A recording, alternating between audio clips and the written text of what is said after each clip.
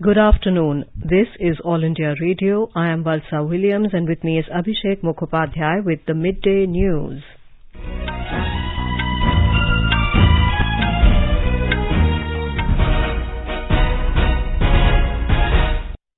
The headlines. In Bihar Cabinet expansion, 31 ministers take oath in Nitish Kumar government. Union Minister Piyush Goyal says youth of India should endeavour to make India a developed nation during Amrit Kal. Jal Shakti Minister Gajendra Singh Shekhawat stresses on turning river rejuvenation into mass movement. 6 ITBP personnel dead in a road accident in Pahalgam, Kashmir. Nation remembers Atal Bihari Vajpayee on his death anniversary. Several districts in Odisha bracing for flood-like situation as water level rises in Mahanadi River. Parsi New Year Navroz being celebrated in different parts of the country today. And Asia's oldest football tournament, Durand Cup, begins this evening.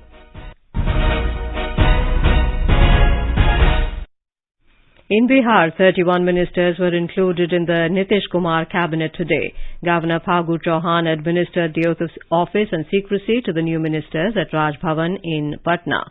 16 ministers, including Alok Mehta, Tej Pratap Yadav and Anita Devi, are from RJD, while 11, including Vijay Chaudhary, Bijendra Yadav and Shravan Kumar, are from Janata Dal United. Congress, which is part of the Grand Alliance, got 2 cabinet berths, including Afaq Alam and Murari Gautam. Santosh Kumar Suman of Jitan Ram Majhi's Hindustani Awam Morcha and 1 independent MLA, Sumit Kumar Singh, also got ministerial berth in the Grand Alliance government. Left parties having 16 MLAs have decided not to be a part of the government. Nitish Kumar was sworn in as Chief Minister of Bihar and Tejasvi Prasad as Deputy Chief Minister on August the 10th.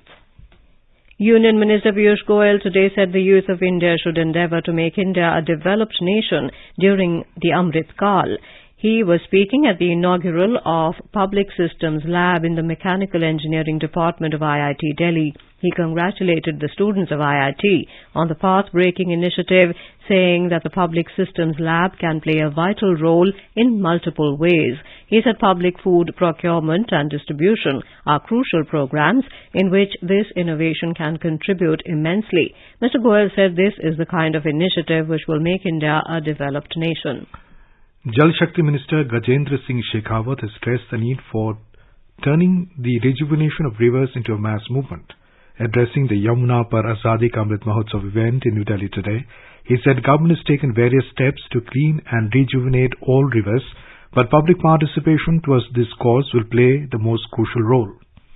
आज हमारा देश दुनिया के सबसे contaminated fresh water resources वाला देश है। ये जो दोनों विपरीत ध्रुव हैं, इनको यदि एकाकार करना है और हमारे जल स्रोतों को संरक्षित कर उन्हें निर्मल और अविरल यदि बनाना है, तो सरकार अपनी दृष्टि से अपने प्रयास जो करती है, उसके साथ में आम जनता को, जनमानस को जोड़ करके इसे एक जन आंदोलन का स्वरूप देने की आवश्यकता है।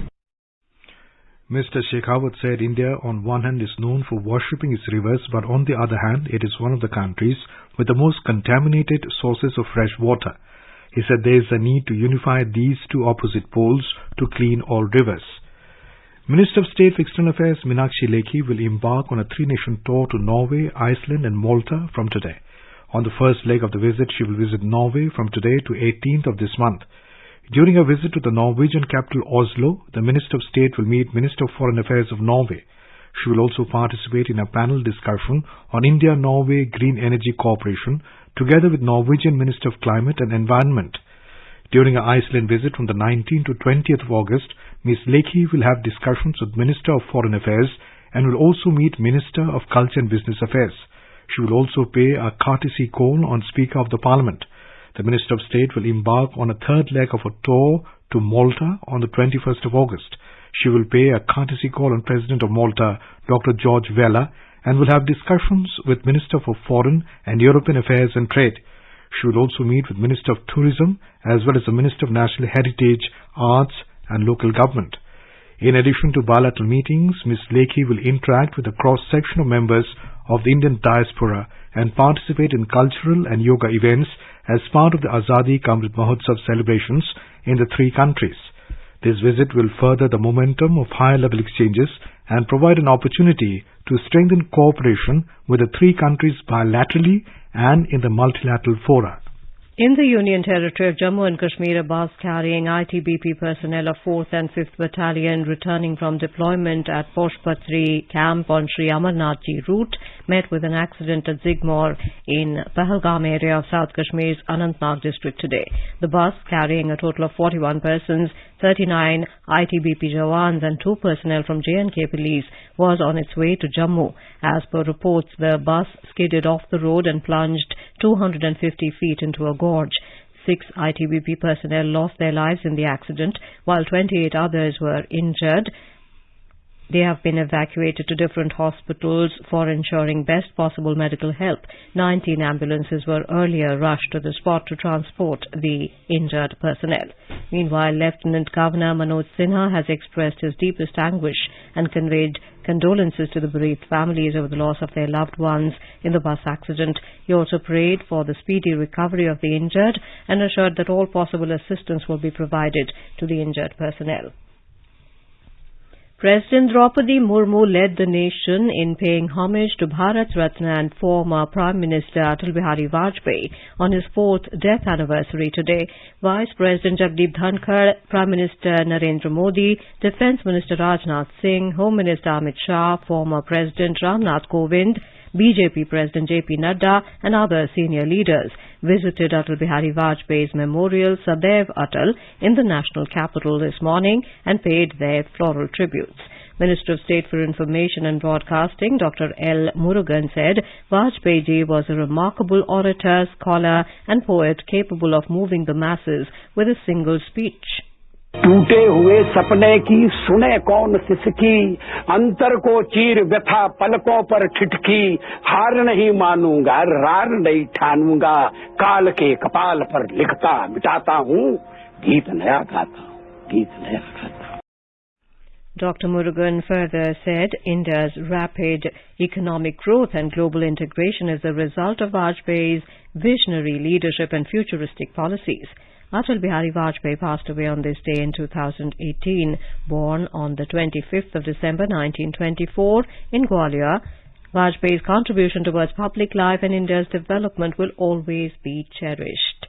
Today is also the death anniversary of spiritual leader Ramakrishna Paramahans. He was one of the most prominent religious figures of India during the 19th century. The Unique Identification Authority has enrolled more than 79 lakh children under Bal Aadhaar initiative in the last 4 months. Children in the age group of up to 5 years are issued Bal Aadhaar. Aadhaar enrollment of children in this age group is carried out based on facial image of the child and biometric authentication of the parent or guardian. Electronics and IT Ministry said this is part of a renewed effort to reach out to more children under the Bal Aadhaar initiative and help parents and children to avail multiple benefits. The ministry said 2 crore 64 lakh children in the age group of up to 5 years had Bal Aadhaar by the end of 31st March this year, which is increased to 3 crore 43 lakh by the end of July 2022. Bharat Biotech has completed the clinical development for phase 3 trials and booster doses for intranasal COVID-19 vaccine. Bharat Biotech, the manufacturer of COVID-19 vaccine Covaxin, said that it has completed the clinical development for phase 3 trials and booster doses for the BBV154 Covaxin intranasal COVID-19 vaccine. The company said that 2 separate and simultaneous clinical trials were conducted to evaluate BBV154 as a primary dose, 2-dose schedule and a heterologous booster dose for subjects who have previously received 2 doses of the 2 commonly administered COVID-19 vaccines in India. The UK has become the first country to authorize a COVID-19 vaccine tailored to the Omicron variant. The move will pave the way for an autumn booster campaign using Moderna's 2-strain shot. The Medicines and Healthcare Products Regulatory Authority, which was the first in the world to approve an original COVID-19 jab, has granted conditional authorization to the vaccine, which targets both the original strain of the virus and Omicron BA.1. The vaccine is authorized for use in people aged 18 and above, but to prepare for an expected rise in cases over the winter, the UK plans to focus its booster program on the over 50s and those at higher clinical risk of developing severe COVID. Now some good news for air travellers. The Delhi International Airport Limited DIAL yesterday launched a beta version of the Digi Yatra app on the Android platform that will allow passengers to avail of quicker check-in at the Indira Gandhi International Airport's Terminal 3. Passengers will submit their biometrics and other details through this app, and it will remain stored for all the flights he or she will take at the Delhi Airport's Terminal 3. Under the Digi Yatra project, a passenger will pass through various checkpoints at the airport through paperless and contactless processing using facial features to establish the identity which would be linked to the boarding pass. DIAL in a statement said nearly 20,000 passengers had the seamless and secured travel experience after using the facility during the trials. These 20,000-odd passengers then submitted their biometrics and other details through kiosks at Terminal 3 for their specific flights. A passenger need not submit the biometric details at Terminal 3 before each flight. The beta version of the Digi Yatra app is available on the Android platform and will be available on the iOS platform in a few weeks. Our correspondent reports after downloading the app, the passenger will have to register his or her phone number and Aadhaar card details. Then the passenger has to take a selfie, add vaccination details and scan the boarding pass. You will listen to the Midday News on All India Radio. A reminder of the headlines before we move on. In Bihar, cabinet expansion, 31 ministers take oath in Nitish Kumar government. Union Minister Piyush Goyal says youth of India should endeavour to make India a developed nation during Amrit Kal. Jal Shakti Minister Gajendra Singh Shekhawat stresses on turning river rejuvenation into mass movement. 6 ITBP personnel dead in a road accident in Pahalgam, Kashmir. Nation remembers Atal Bihari Vajpayee on his death anniversary. Several districts in Odisha are bracing for flood-like situation as water level rises in Mahanadi River. Parsi New Year Navroz been celebrated in different parts of the country today. And Asia's oldest football tournament, the Durand Cup, begins this evening. For quick news updates around the clock, follow us on our Twitter handle at AIR News Alerts. मुट्ठी भर अंग्रेज और हमारे विशाल देश पर राज करने का स्वप्न देख रहे हैं, पर हम इनके स्वप्न को चकनाचूर कर देंगे। निकल पड़े स्वाधीनता के पथ भाले, स्वतंत्रता संग्राम की सुनी अनसुनी कहानियों के साथ स्वराज हर रविवार रात 9 बजे डीडी नेशनल पर। Welcome back to the Midday News. More than 208 crore 31 lakh vaccine doses have been administered in the country so far under the nationwide vaccination drive. The Health Ministry said more than 6,10,000 doses were administered in the last 24 hours. During the same period, 8,813 new COVID cases were reported in the country. India's active caseload currently stands at 1,11,252 and it is at 0.25%. The recovery rate is currently at 98.56%. A total of 15,040 people have recovered in the last 24 hours. The ministry said the weekly positivity rate stands at 4.79% and the daily positivity rate is at 4.15%. A total of more than 88 crore COVID tests have been conducted in the country so far. In the last 24 hours, more than 212,000 tests were conducted. Odisha is bracing for a flood-like situation in several districts, with the water level of the Mahanadi River rising swiftly following heavy rain in the catchment areas over the last few days. Due to rising water in Mahanadi River, many areas of Bodh, Subarnapur, Cuttack have been inundated with flood water. The water level of the Mahanadi River breached the danger mark near Naraj in Cuttack, exceeding the danger level of 26.41 meters, whereas the water level of the Hirakud Dam is also rising and stood at 625.54 feet in the morning, with inflow of water reported at 7,65,858 cusecs per second. In view of the impending flood, the Special Relief Commissioner Pradeep Kumar Jaina has asked collectors of districts concerned to be on high alert and monitor the situation. He said more water is entering the Hirakud reservoir due to heavy rainfall in the upper catchment areas in Chhattisgarh. Reports said Odisha and Chhattisgarh to hold high-level meeting on the flood situation this afternoon to review the flood-like situation in the Mahanadi river system. Heavy rains in different parts of Madhya Pradesh has hampered daily life in several areas, including capital Bhopal. An alert has been issued in Jabalpur, Bhopal and Narmadapuram divisions as heavy rains are forecast over the next 24 hours. A holiday has been declared by district administration in schools of Narmadapuram and Bhopal. We have more from our correspondent. Chief Minister Shivraj Singh Chauhan has reviewed the situation arising out of heavy rains in the state. Hoshangabad, Harda, Narsinghpur, Devas, Raisen, Sihor, Badwani districts have been instructed to remain vigilant. Chief Minister Chauhan has given necessary instructions this morning after discussing the situation with Commissioner Narmadapuram and district collectors of Narmadapuram, Raisen, Vidisha and Bhopal. The water level of Narmada river has increased due to continuous rain and opening of the gates of Bargi, Barna and Tawa Dam. Chief Minister Shivraj Singh Chauhan has appealed to the people to cooperate the local administration by following instructions. Pooja P. Vardhan, AIR News, Bhopal. In the Union Territory of Jammu and Kashmir, one person was shot dead while his brother was injured by terrorists in Chotigam area of South Kashmir's Shopian district today. As per report, terrorists fired upon two brothers identified as Sunil Kumar and Pintu Kumar in Chotigam area, which resulted in on-the-spot death of Sunil, while his brother Pintu was injured in the terror incident, who has been shifted to hospital for treatment. Security forces have cordoned off the area and have launched a massive manhunt to nab the assailants involved in the crime. Notably, this is the second such terror attack in the last 24 hours in the Kashmir Valley. On Monday late evening, another person was injured after terrorists hurled a grenade upon the house in Gopalpora village of Central Kashmir's Budgam district. Meanwhile, Lieutenant Governor Manoj Sinha has condemned the terror attack on the civilians of minority community members in Chotigam, Shopian. He said that the terror attack deserves condemnation from everyone and assured that terrorists responsible for this barbaric act will not be spared.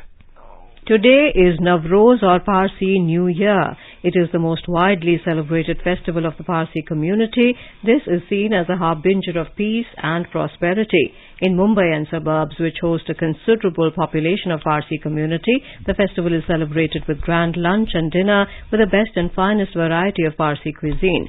Parsis see this festival as a great occasion to get together, eat and mingle. On this day, the Parsis visit the Agyaris or fire temples to offer prayers. They feed the poor on this day for the new year to start on a good note. President Draupadi Murmu has greeted all the fellow citizens, especially Parsi brothers and sisters, on the occasion of Parsi New Year. In her message, she said the Parsi community has significantly contributed in the development of our nation through their hard work, dedication and entrepreneurship. Ms. Murmu said the inclusive culture of India inspires all the citizens to live together in harmony. She hoped that the special occasion of Parsi New Year will bring prosperity, peace and harmony to our lives and strengthen the commitment towards mutual brotherhood. Vice President Jagdeep Dhankar has greeted the people on the occasion of Navroz. In his message, Mr. Dhankar said, celebrated with traditional fervour and gaiety, Navroz reflects the spirit of fraternity and compassion. He said the Parsi community in India has made invaluable contributions to the growth and development of the nation. Vice President hoped that the festival of Navroz will bring good health, happiness and prosperity in our lives.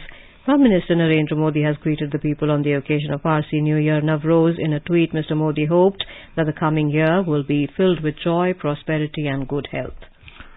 Telangana Chief Minister K. Chandrasekhar Rao led the people in singing national anthem in a mass demonstration. As part of Swatantra Bharat Vajrotsavalu by the state, mass singing of national anthem took place this forenoon. People took part enthusiastically in the mass singing as patriotic fervour gripped the state. Ministers, public representatives, senior officials also joined people in singing the national anthem as and where bases across the state. The state came to a standstill literally when national anthem played at all major junctions and public places. People stood up and sang the national anthem in chorus. People who were driving vehicles have stopped and took part in the mega event. All government, private offices, schools and educational institutions and others also joined. The 7th convocation ceremony of the Central University of Rajasthan will be held at 3 p.m. today. Lok Sabha Speaker Om Birla will be the chief guest of the ceremony. Vice Chancellor Professor Anand Bhale Rao said that the Chancellor of the Central University, Kasturi Rangan, will preside over the function. He said 1,283 students would be awarded degrees, 116 students would get PhD degrees, and 82 students would be given gold medals. Over the past 75 years since independence, India's largest public service broadcaster, All India Radio, has been the proverbial storyteller for the 1.3 billion citizens across the country. All India Radio is celebrating 75 years of freedom with the series Azad Bharat Ki Baat, Akashvani ke Saath. It showcases the journey of India since independence in various walks of life through the eyes and voice of All India Radio. In today's episode, we bring you the magical moment of Mahatma Gandhi's first and only visit to the studios of All India Radio.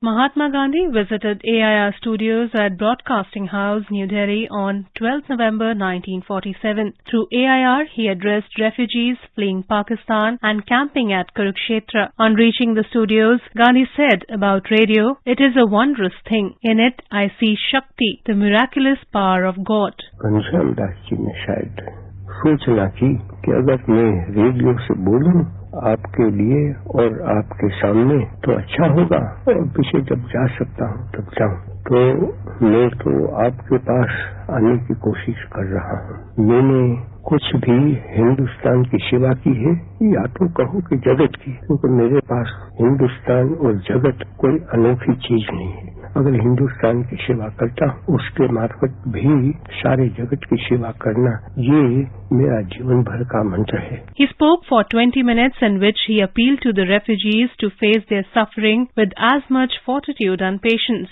as they could summon. जब मैंने सुना कि आप लोगों में करीब 2.5 lakh refugee पड़े हैं और मैंने सुना कि अभी भी लोग आते ही रहते हैं, तो मुझको बड़ा दुख हुआ, मुझे चोट लगी और मुझको ऐसा ही हुआ कि मैं आपके पास पहुंच जाऊं। आने वाला तो कल था, लेकिन ये हो नहीं सकता था क्योंकि यहाँ ऑल इंडिया कांग्रेस कमेटी की मीटिंग के बारे में वर्किंग कमेटी मिलने वाली थी। तो घनश्याम दास जी ने शायद सोचना की कि अगर मैं रेडियो से बोलूं आपके लिए और आपके सामने तो अच्छा होगा, और पीछे जब जा सकता हूँ तब जाऊँ। तो मैं तो आपके पास आने की कोशिश कर रहा हूँ। मैंने कुछ भी हिंदुस्तान की सेवा की है या तो कहो कि जगत की, क्योंकि मेरे पास हिंदुस्तान और जगत कोई अनोखी चीज नहीं है। अगर हिंदुस्तान की सेवा करता तो उसके मार्फत भी सारे जगत की सेवा करना, ये मेरा जीवन भर का मंत्र है। To commemorate Gandhiji's only visit to AIR studios, 12th November is observed as Public Service Broadcasting Day in the country.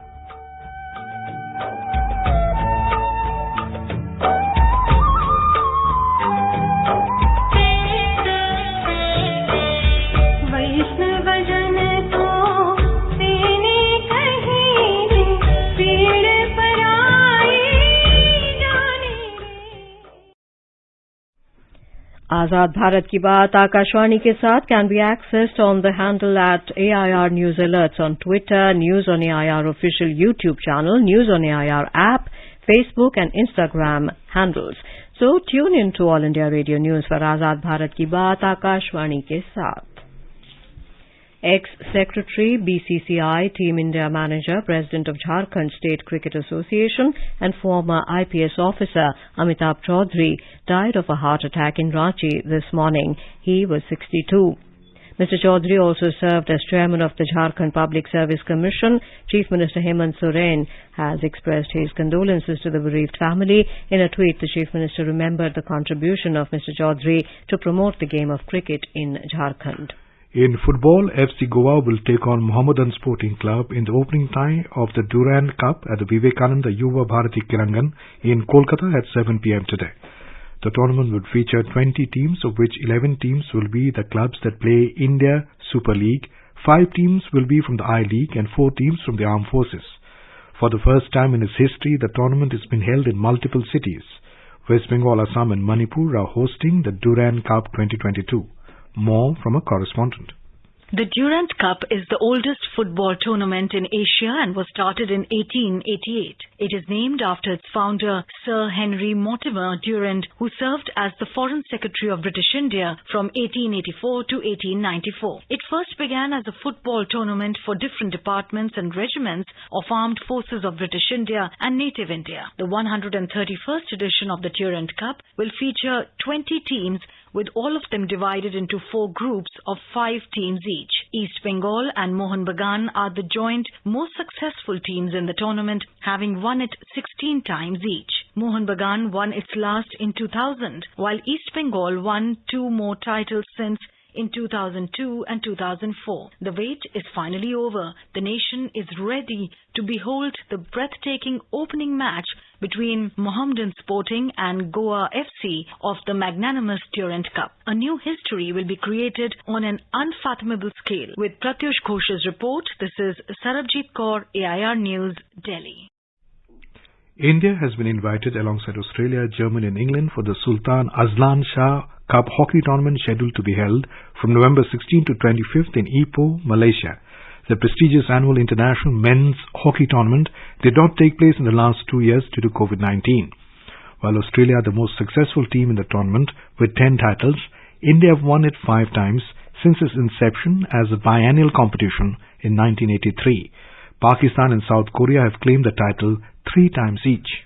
The Under-17 Women's World Cup, which was scheduled to take place in India from October the 11th to the 30th, will now not be held in the country. The situation has arisen following Fédération Internationale de Football Association, FIFA, banning the All India Football Federation, AIFF, today, citing third-party intervention, which constitutes a serious violation of the FIFA statutes.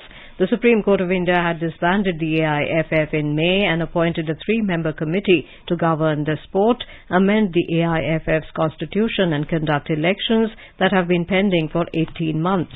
The elections of the AIFF, formerly led by FIFA Council member Praful Patel, were to be held by December 2020, but were delayed due to an impasse over amendments to its constitution. The AIFF ran into trouble after former Chief Praful Patel stayed in office beyond his term, with the Supreme Court ruling it invalid.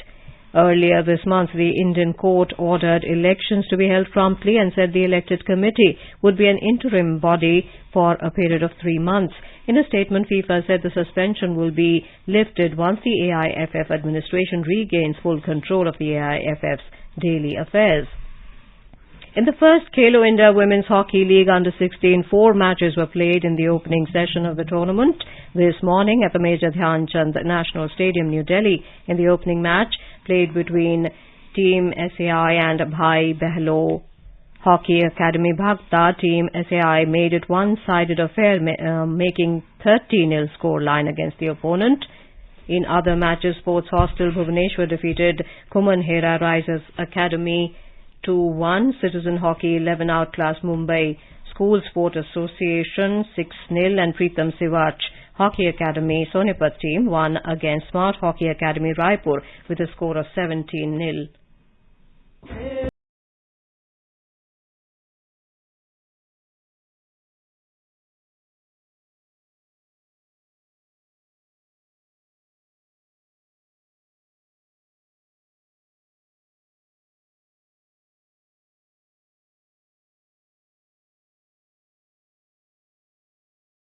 Now, before we end the bulletin, the headlines once again. In Bihar, cabinet expansion, 31 ministers take oath in Nitish Kumar government. Union Minister Piyush Goyal says youth of India should endeavour to make India a developed nation during Amrit Kal. Jal Shakti Minister Gajendra Singh Shekhawat stresses on turning river rejuvenation into mass movement. 6 ITBP personnel dead in a road accident in Pahalgam, Kashmir. Nation remembers Atal Bihari Vajpayee on his death anniversary. Several districts in Odisha bracing for flood-like situation as water level rises in Mahanadi River. Parsi New Year Navroz being celebrated in different parts of the country today, and Asia's oldest football tournament, Durand Cup, begins this evening. And with that, we end the midday news.